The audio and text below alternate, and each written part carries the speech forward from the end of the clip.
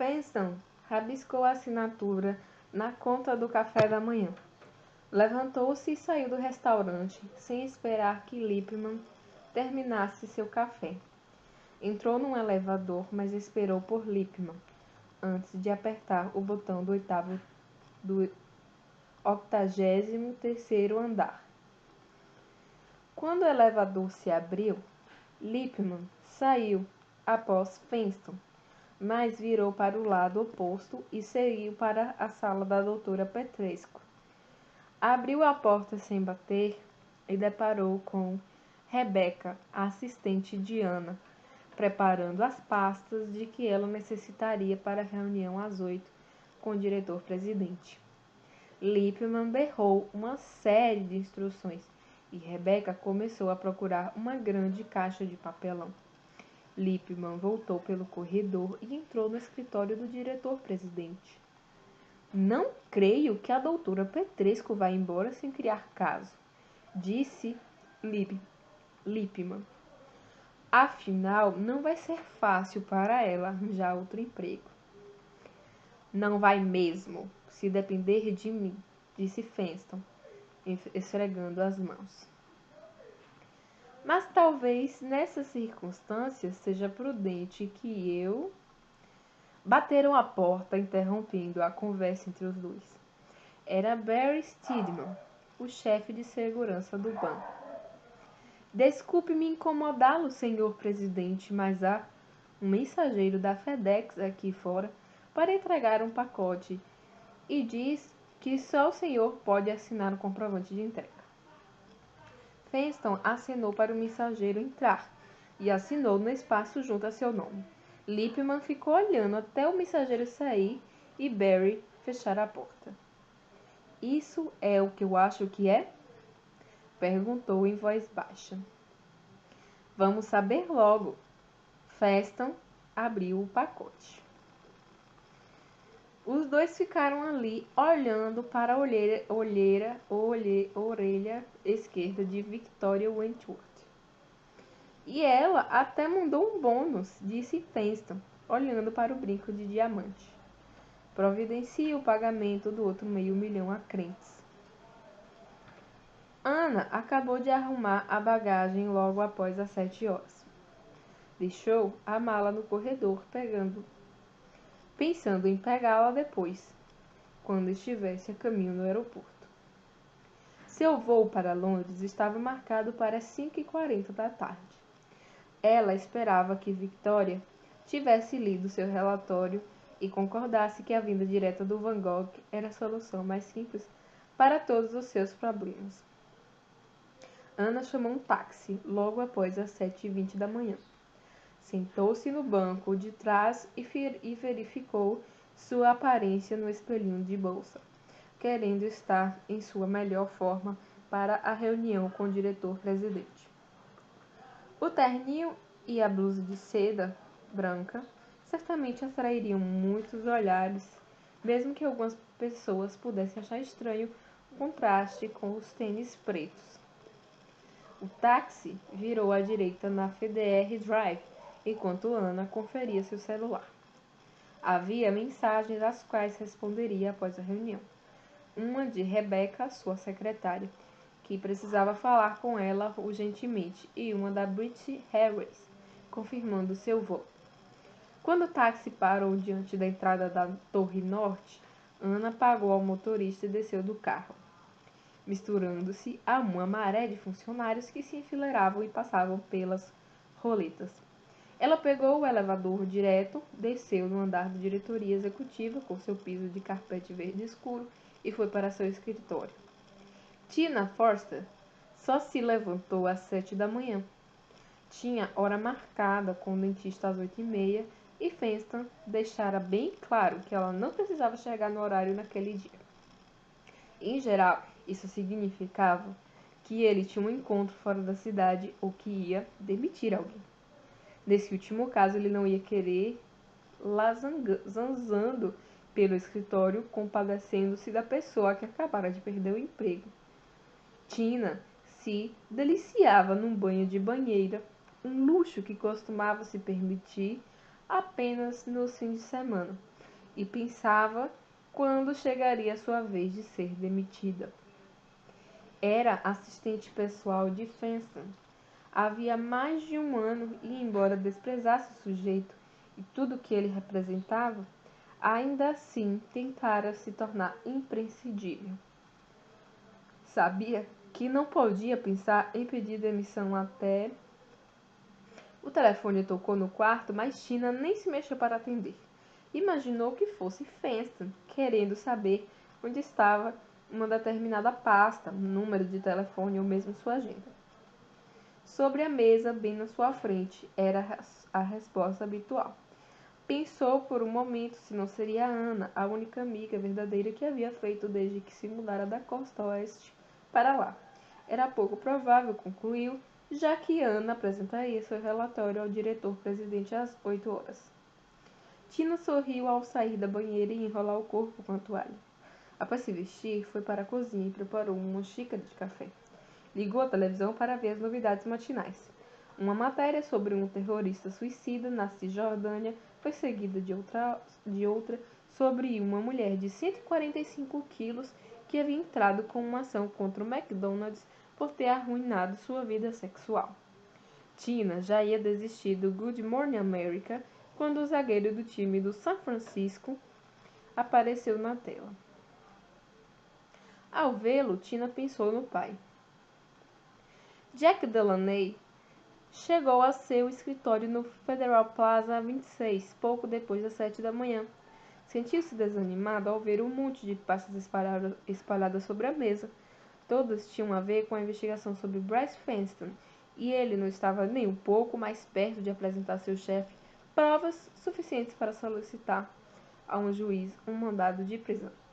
Jack abriu a pasta de Fenston na vã esperança de topar com um pequeno indício que finalmente estabelecesse uma ligação entre o banqueiro e os assassinatos ocorridos em Marsella, Los Angeles e Rio de Janeiro.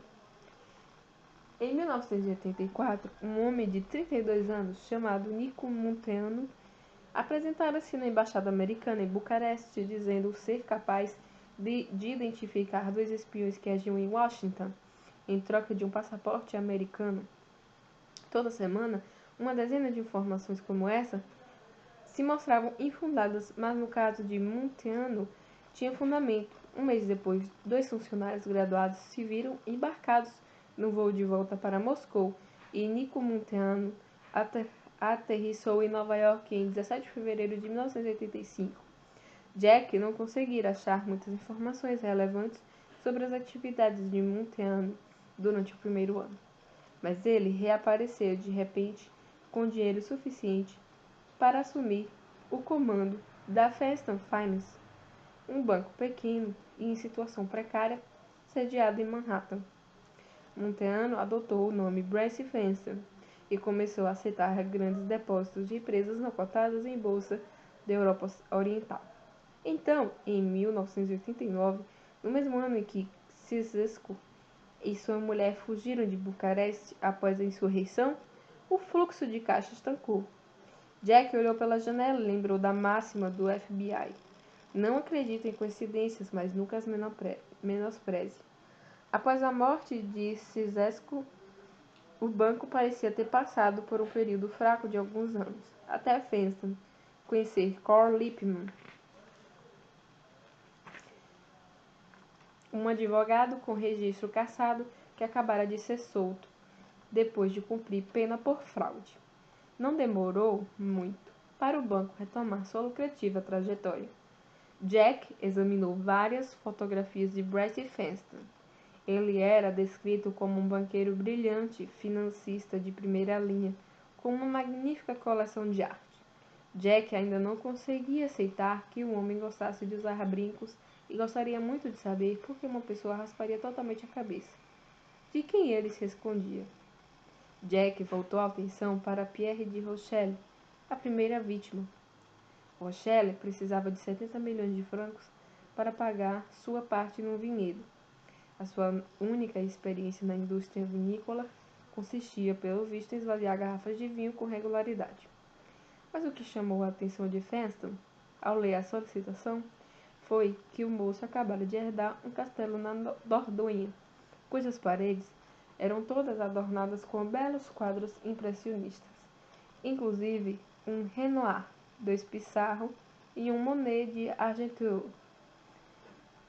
A exploração do vinhedo não deu retorno durante 4 anos e ao longo desse período o castelo foi entregando seus bens, deixando apenas contornos marcados nas paredes, antes ocupadas pelos quadros. Quando Fenston embarcou a última pintura para Nova York, incorporando-a à sua coleção particular, o empréstimo original tomado por Pierre mais do que dobrara com os juros acumulados. Por fim, quando seu castelo foi posto à venda, Pierre mudou-se para um pequeno apartamento em Marselha, onde bebia todas as noites até cair num profundo torpor. Isso continuou até que uma amiga sugeriu a Pierre que a Feston Finance vendesse o Renoir, o Monet e os 2 Pissarro. Ele poderia não só quitar sua dívida, como ficar com o castelo e recuperar as outras peças da sua coleção. Essa sugestão não combinava com os planos de longo prazo de Fenston. Uma semana depois, o corpo ébrio de Pierre de Rochelle apareceu jogado num beco de Marselha, com a garganta cortada. Passados 4 anos do crime, a polícia local arquivou o inquérito. Quando o espólio foi concluído, Fenston já havia vendido todas as obras de arte, com exceção do Renoir, do Monet e dos 2 Pissarro. O irmão mais novo de Pierre herdou o apartamento em Marselha. Jack sabia a história do caso de Chris Adams Jr. de cor. Chris Adams Sr. tinha sido dono de uma galeria de arte muito bem sucedida em Los Angeles. A especialidade dele era a escola americana, tão admirada pela nata das celebridades de Hollywood. Sua morte num acidente de carro deixou Chris Jr. com uma coleção de obras de Rothko, Pollock, Jones e vários acrílicos de Warhol. Um amigo de escola recomendou que Chris investisse na Revolução.com. Chris não tinha dinheiro disponível, apenas a galeria, os quadros e o Christina, o velho iate de seu pai. E metade disso tudo pertencia à sua irmã mais nova. A Fenston Finance interveio oferecendo-lhe um empréstimo de 12 milhões de dólares, deixando que a dívida se avolumasse sem ao menos incomodar o cliente. E assim foi até Chris Jr. ler nos Los Angeles Times que o Short Red Merrily de Warhol fora vendido por mais de 4 milhões de dólares.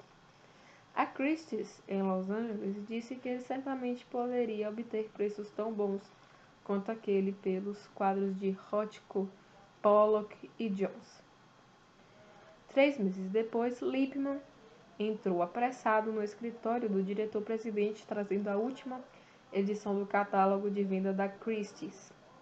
Ele assinalara com post-it amarelo 7 lotes que estavam prestes a ser leiloados. Fenston deu um telefonema e em seguida reservou uma poltrona no primeiro voo para Roma. 3 dias depois, Chris Jr. foi encontrado no banheiro de um bar gay, com a garganta cortada. Fenston estava de férias na Itália quando isso aconteceu. Os quadros foram retirados do catálogo da Christie's enquanto a polícia investigava o crime. Após 1 ano e meio, sem novas provas nem avanço algum, o processo acabou se juntando aos outros casos não resolvidos do Departamento de Polícia de Los Angeles. O único bem que a irmã de Chris recebeu foi um modelo em escala do iate tão adorado pelo pai. Jack olhou para a pasta de Maria Vasconcelos, uma viúva brasileira que herdara uma casa e um parque cheio de estátuas.